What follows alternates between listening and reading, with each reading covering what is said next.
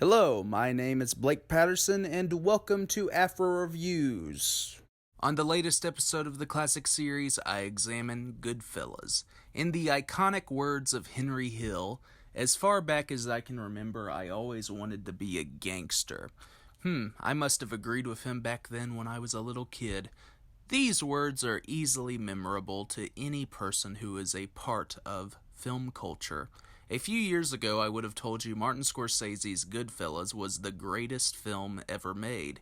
It had an infectious sense of energy few films ever dared to achieve. Of course, my opinion would change on the best film ever made because of my continuous exploration of cinema. However, Goodfellas is an indelibly resonant masterwork in how it accomplishes each subplot at a brisk pace. During an excerpt in Glenn Kenny's Made Men, Kenny acknowledged how one of Scorsese's intentions for Goodfellas was to move quickly from scene to scene. The idea was to appeal to a generation of people conditioned by television's frenetic style. In other words, these viewers would hate the notion of an artist slowing down their film to examine a scenario. This is part of the reason why Goodfellas is such a successful film. A lesser filmmaker would transition too abruptly and eschew any possibility of character development. Over the past few decades, Scorsese has long been the subject of criticism due to his provocative material. Some critics are fair in their assessment of Scorsese's art, but others border into ignorance with their arguments. As in many Scorsese films, some people believe a crime is an endorsement by the filmmaker. From violence to offensive slurs, Scorsese capitalizes on the shocking behavior to emanate his tale of American excess and its inherent downfall. There is a frightening intensity in the way Scorsese encapsulates this environment. The only person who would walk away with criminal inspiration is someone with severe problems. Someone could blame this significant case of tone deafness as the epitome of educational failure, but the assertion would be too irritating for those who take offense. To suggest the ensemble is perfect is an understatement. From explosiveness to restraint, Scorsese's film includes a range of acting styles, and each performer embodies their role emotionally.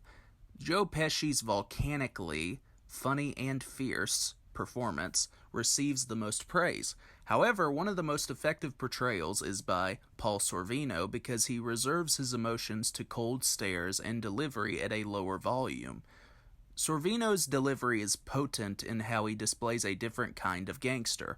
Paul Cicero is a criminal who withholds signs of intent to deceive his prey. Robert De Niro's Jimmy Conway behaves similarly, and De Niro is obviously up for the task. In some cases, it is fair to consider how people would underestimate De Niro's performance here because it is not as volatile as his most popular work. While their relationship is dysfunctional, Ray Liotta and Lorraine Bracco evoke a natural rapport for each other. Their chemistry in this film is precisely engaging, and they never hit a false note in their interpretation of this real marriage. In reality, Karen Hill was the victim of worse abuse by Henry Hill than the movie suggested. In Scorsese's defense, the notion of the lead character being too despicable would have caused problems with the studio executive at Warner Brothers. Even though he is relatively young, Liotta impressively produces strong work as an actor and narrator. In the past, the inclusion of narration has faltered due to its unnecessary existence or the performer's delivery. Scorsese understands how to direct narration, and Liotta's energy never devolves into monotony. As an artist, Scorsese demonstrates his skills and knowledge through his education in film. Scorsese will fluidly create a tracking shot in the vein of old Hollywood while incorporating a French New Wave technique such as freeze framing to comment on or address a conflict. These directorial choices never call attention to themselves because Scorsese's attachment is consistently compelling. Goodfellas is the work of a legitimate storyteller and not a poser. By alluding to the famous shot from The Great Train Robbery, Scorsese acknowledges the evolution of crime and violence in American cinema and history. This corruption, as Scorsese intelligently admits, is a part of society's DNA. Since I mentioned the book earlier, I should go ahead and talk about Glenn Kenny's Made Men. Made Men, The Story of Goodfellas, is not only an analysis of the film and its production, but it is a sophisticated defense of Martin Scorsese's artistry. Film critic and scholar Glenn Kenny eschews the ignorant complaints Scorsese receives while considering the thoughtful ideas people suggest.